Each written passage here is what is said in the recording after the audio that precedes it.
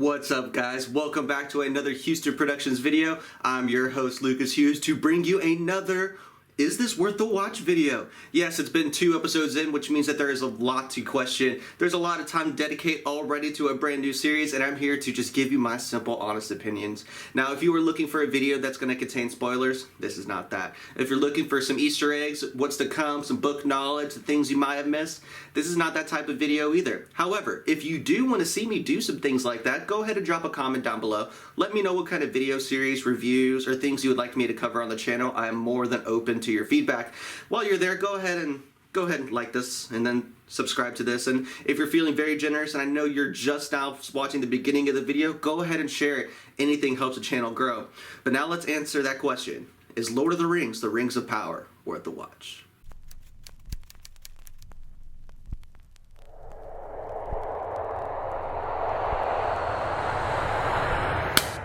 Alright, so let's go ahead and jump right in. Now, to start things off, I think I need to say this show just looks amazing, okay? In general, this is a pretty good show, and if you're looking for the quick answer, yes, it's absolutely worth the watch if you enjoy that fantasy aspect. However, there are a few things that kind of threw me for a loop in the first couple sequences or shots of this series.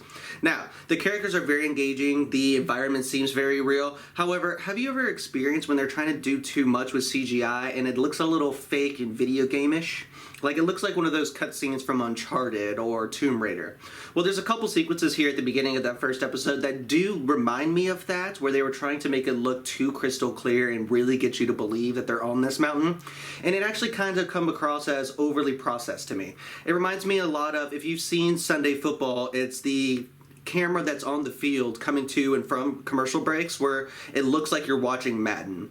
That's kind of what the feeling of the first couple scenes looked like to me, and then as the show kind of progressed, it got away from that. So maybe it was them trying to iron out this very action-heavy first couple scenes, but other than that, I will say the show is visually appealing. You can definitely tell that this is where they spent a lot of their budget, is in the CGI, because this show cost almost $1 billion for its first season.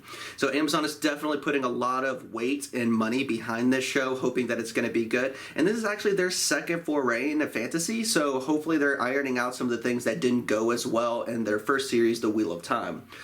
I mean, they took on a much bigger IP and then a much bigger, more beloved world and concept. So we'll have to see how money and backing and learning from your mistakes actually plays out for them in the Rings of Power. But to start things off, yes, this show looks visually appealing, minus those first couple scenes.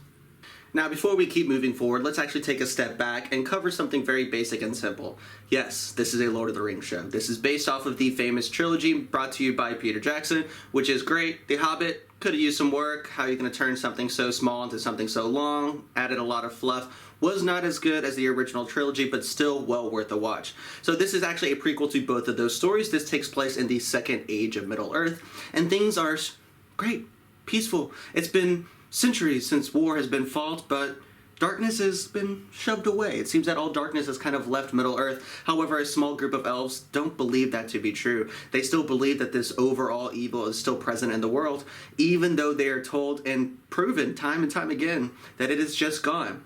However, whenever you start to really relax, that's when things start to flip up on you and things start to creep back into Middle-earth. The long-lost darkness and evil that was thought to have been ridden from this land is slowly creeping back in on us. So this is what the entire premise of this series is about.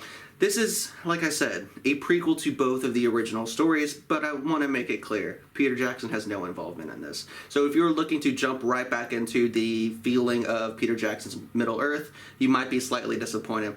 But this show is based off of the same type of lore, involves some of the same type of characters. Like I said, not getting in any spoilers, even though a lot of this was kind of revealed in the trailer.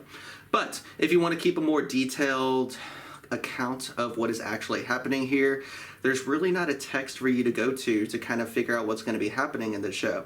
Most of this is taken from the appendices of The Return of the King that talks about the Second Age of Middle-earth, and there's really not a lot of information on it. So Amazon has taken it upon themselves, which I think is kind of smart, to create a original story within a beloved text. So we'll have to keep our eyes out to see what they really do with this.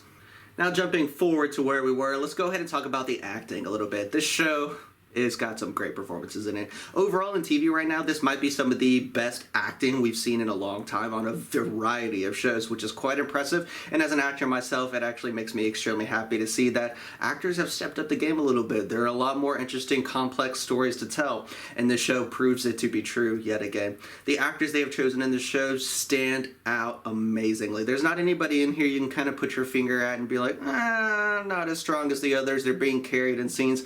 Everybody is fighting for the attention of the scenes. Even the minor, background characters are still fighting for their chance to be on that camera, and it shows that they have earned the right to be there.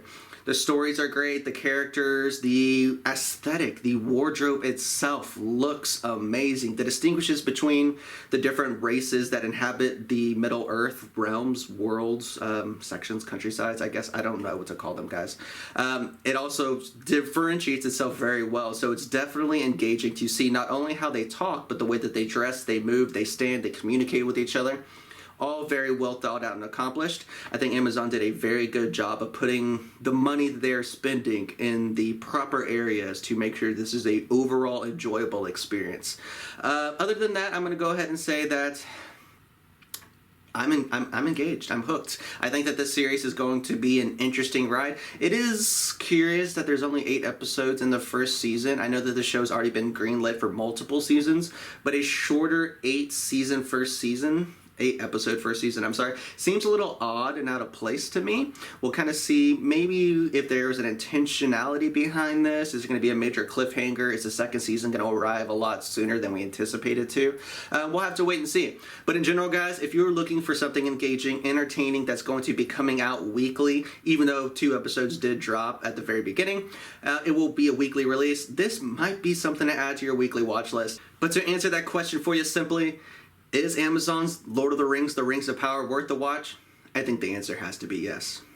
And there we have it, guys. Just a quick little summary, breakdown, quick little opinion video brought to you by me. Like I said, these are just my opinions. If you hate them, let me know. You loved them, let me know. Drop a comment down below regardless. But like I said, guys, I do believe that this show is worth the watch, and you should invest a little bit of time. Even if it's something that doesn't stick with you and you kind of give up on it a little bit, I think it's great to always support creators.